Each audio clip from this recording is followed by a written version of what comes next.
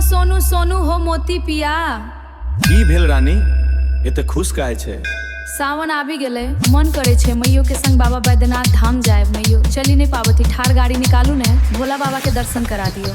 बस इतबे बात, तैयार हो जाओ रानी। अहाँ मैयो हम तीनों मिली आज देवघर चलब, बोलबो तो जल्दी चलियो, बाबा बैद्यनाथ हमर इंतजार करे छथि। चल रानी, आज खूब डीजे पर बोलबम बजत, रास्ता भर नाचत गावत देवघर जाए। हर महादेव, ओम नमः शिवाय। सुनो हो मोती पिया देवघर घुमा दो, सुनो सुनो मोती पिया ठार गाड़ी निकालो, मैयो के संगे आज देवघर घुमा दो। पियर साड़ी पहिर हम कांवरियो सजायब, बैद्यनाथ बाबा पर गंगा जल चढ़ाएब। हे मनीषा रानी तोहर बात मानब, मैयो के संग आज देवघर घुमायब।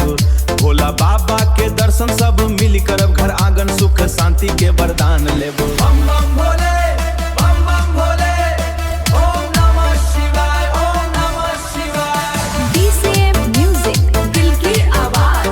चल देवघर, बोल बम बोल बम बोल बम बम फैसला।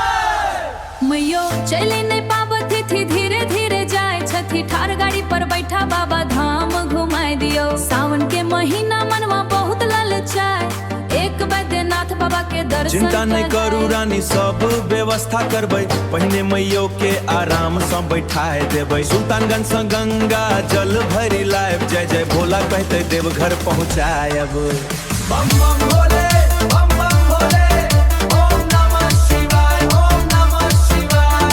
DCM म्यूजिक, दिल की आवाज। चल देवघर, बोल बम बम फैसला।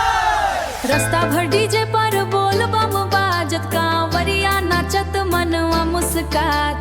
पियर साड़ी उड़त चुनरी लहरात, भोला बाबा के नाम सब गाम गुनगुनात। तोहर मुस्की देख दिल खुश भ जायत, भोला बाबा से हो आशीष बरसायत। मैयो के चेहरा पर खुशी देखब, एही सब बड़ सुख दुनिया की होयत। बम बम भोले, बम बम भोले, ओम नमः शिवाय, ओम नमः शिवाय। DCM म्यूजिक, दिल की आवाज।